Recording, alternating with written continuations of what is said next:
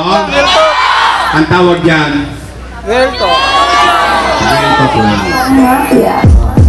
Real talk lang mga men.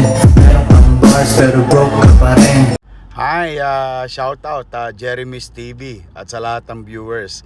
Thank you sa lahat sa inyo sa suporta ninyo sa amin. Mag-iingat kayo and God bless you.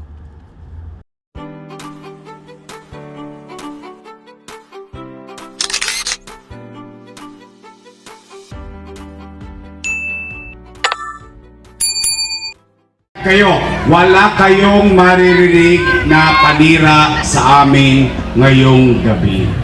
Yan naman ang ano ko sa inyo. Sukli ko sa inyo. Basta tayo dito, chill-chill lang. Don't panic. Ace organic. Parang mafia. Real talk lang mga men. Meron kang bars pero broke ka pa rin. Bagamat, naku, painit ng painit ang panahon. Ang alimuon, nararamdaman ninyo, ano? Kung ano ang init ng panahon, siyang init din ng mga kalabang ko sa akin. Araw-araw ginagawa kong almusal, panghalian, hapunan. Dinadala kayo dyan sa Paco Arena, sa Minoy. Nag-abot ng 1,000. May 5 kilong bigas pa. Ako naman, sa akin naman, tanggapin nyo. Abay, bakit? Hindi nyo naman hiningi yun, binigay sa inyo ng kusa eh. Tama ba? Sayang din yun, laman tiyan din yun, di ba? Pero ako'y naniniwala na matatalino naman kayo. Alam nyo naman kung bakit nila ginagawa yun. Nakakalungkot lang sapagkat ngayon lang ako nakakita ng halalan na yung nakaupo, sinisiraan yung challenger. Ang normal na halalan, yung challenger, binabatikos yung nakaupo. Tama mali? Pero magkaganon pa man, hindi natin yun papatulan. Basta tayo dito, real talk lang tayo, mga nanay at tatay ko. At ang isa pa, nung simula nung October 9, ako'y sinisingil na ng utang na loob. Ako daw ay walang utang na loob. Gusto ko yun. Hindi. Ito naman, mga nanay ko, mga tatay ko, mga lolo't lola ko, mga batang Maynila. Sa akin yun na marinig. Ako po ay may personal na paniwala. Hindi ko alam kung paniwala nyo rin ito. Basta po ako, ang paniwala ko, ang utang na loob ay walang katapusang bayaran. Yan personal kong paniwala. Kung pareho tayo ng paniwala, salamat sa Diyos. At ang utang na loob ay hindi sinisingil. Kusang binabayaran. Tama ho ba? O sige, pagbigyan natin yung kwentuhan nila. Total, sila naman ang nagkwento noon eh. Ako, mga nanay tatay ko, malaki ang utang na loob ko kay Danny Lacuna. Alam niyo yan. Hindi ko yan kinubli. Hindi ko yan tinanggi. Shout out. Sugma besties. Ni minsan, hindi ko yan itinanggi. Bilang pagtanaw ng utang na loob kay Boss Danny, inaruga ko naman yung kanyang mga anak. For almost 20 years. 20 years. O tingnan po natin at kayo ang humusga. Unang-una, Philip Lacuna. Nakaupo? Nakaupo. Lay Lacuna. Nakaupo? Nakaupo. Pangatlo, Dennis Lacuna. Nakaupo? Nakaupo.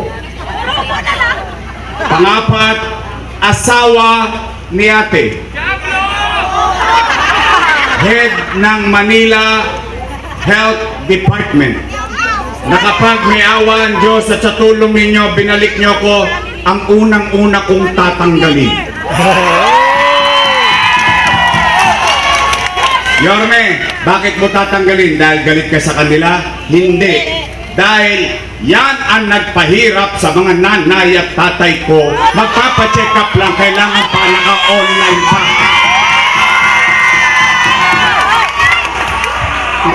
Saan ka naman nakakita? Pupunta ka lang sa health center, kailangan naka-online schedule ka pa. Wow! Sosyal. Eh paano kung wala kang cellphone?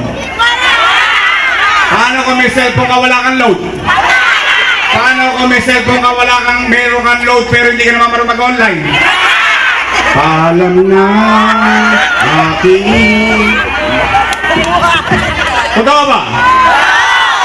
Oh, hindi dahil galit ako sa kanya, kundi dahil pinahirapan niya ang mga taga Maynila sa ganyang sistema. Totoo ba yung sinasabi ko? O baka naman naninira lang ako dito. Eh nangako ko sa inyo na hindi ako maninira. Ang sabi ko ano? Oh, 2 joys lang tayo. Joints Parang Mafia. Real talk lang from a man. Meron kang bars pero broke ka pa rin.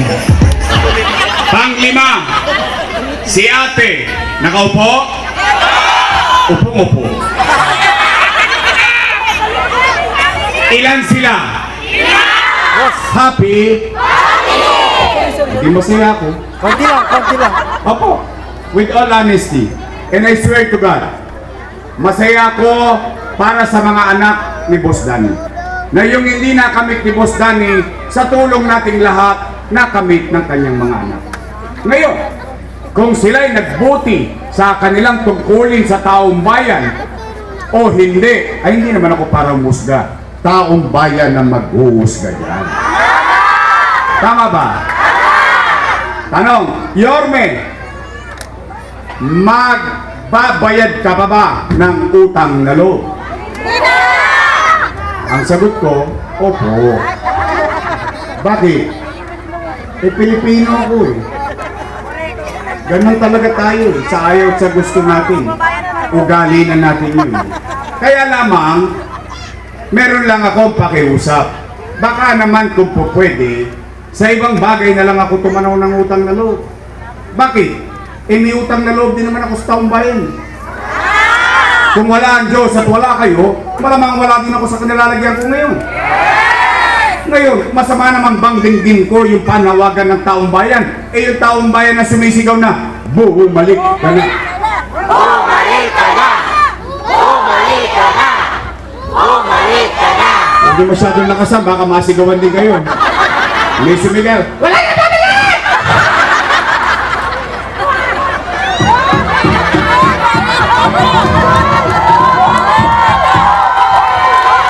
Napanood nyo?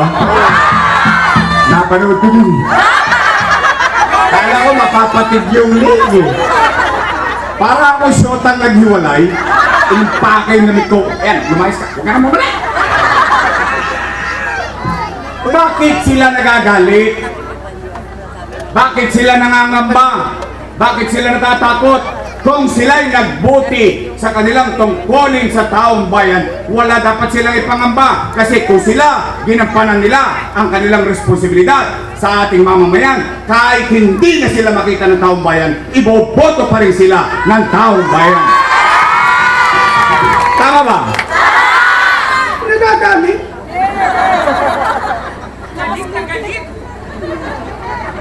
Eh, anong sinasabi? Kapag nagbibigay na ng 1,000, nagbibigay na ng 500, o 3 oras kayo doon, ang sakit-sakit ng dibdib nyo, ang sakit-sakit ng tenga nyo, ano sinasabi? Si Yorme, maraming iniwang utang. Mukhang marami nakaka-relate ha. Mukhang marami na nakapakinig sa inyo. Sila ba may sabi noon? Napanood ko din.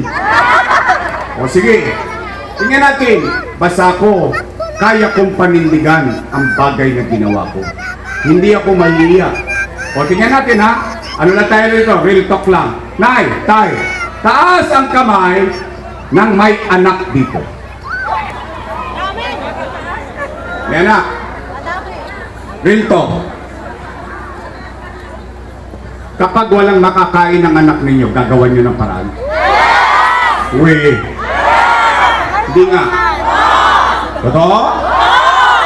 Iraraos nyo? Itatawid nyo? Di ba nga kapag kagipit sa Bombay kumakapit?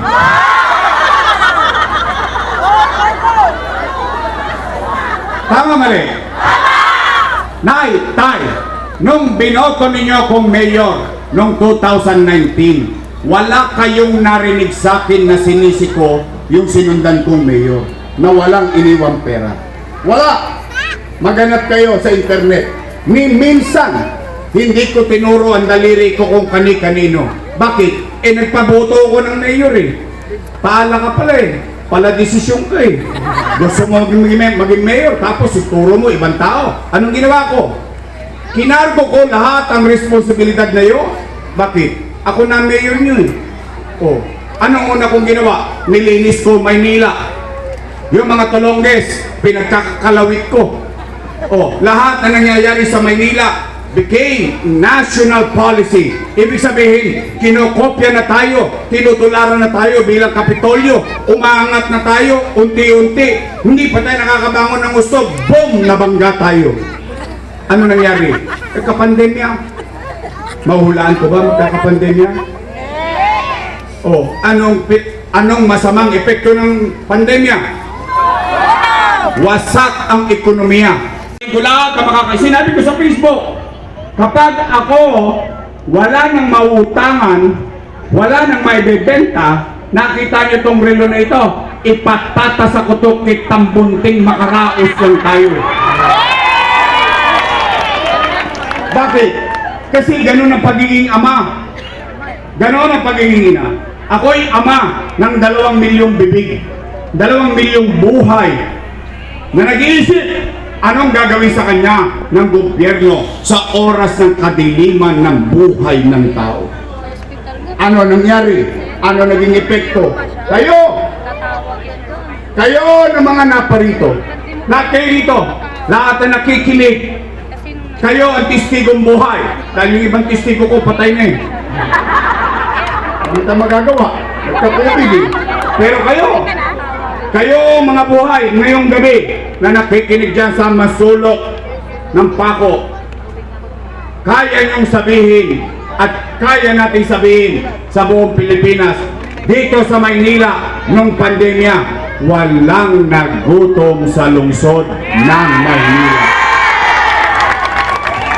Mayaman, middle class, mahirap, buwan-buwan, may food box. Tama mali? Hindi pa nga nauubos yung food box, dumarating na naman isang food box. Natanggap nyo? Nakain nyo? Naramdaman nyo? Oh, yun ang kwento. Pwede lagyan natin ng kwenta ang kwento. 700,000 families kumakain buwan-buwan, sagot ng pamahalaan. Lagyan natin ng kwenta. 700,000 times 1,000. No, magka? Patay, 8,000 lang. Dami zero. 700 million pesos. Tama ulit? Times 8 months. 8 times 7. 56. 5.6 billion. Tama mali? Nasaan ang 5.6 billion natin? Sinitsa, niluwa. Gone with the wind. Huwag mo lang hanapin yung Magkano? Lord's choice. 5.6 billion. Tanong, naramdaman nyo ba? Yes! Nakain nyo ba? Yes! May gobyerno ba? Yes! Oh, chicha pa lang yun. Eh, yung 1,000 bawat pamilya. Yung kaka. Tama ba? Plus 700 million, 6.3 billion piso. 9, 5, Taas ang kamay ng may mga anak na nag-aaral sa public school dito. Aba, marami akong testigo mamo. O nay, tay, noong pandemya, ano sinabi ni Secretary Liling Briones? Walang face-to-face classes. Ano sabi? We will adapt to online learning. Yung tatay, yung nanay, wala nang trabaho, hirap niyang kumain, nangamba pa. Bakit? Kailangan niyang ibili ng tablet ang kanyang anak. Pero hindi! Dahil sa Maynila, ang mag-aaral sa public school, may tablet silang nakuha. Nakuha nyo ba? At hindi lang tablet, pati internet, gastos ng syudad ng Maynila. Tama ba? Wala kayong tos gas? At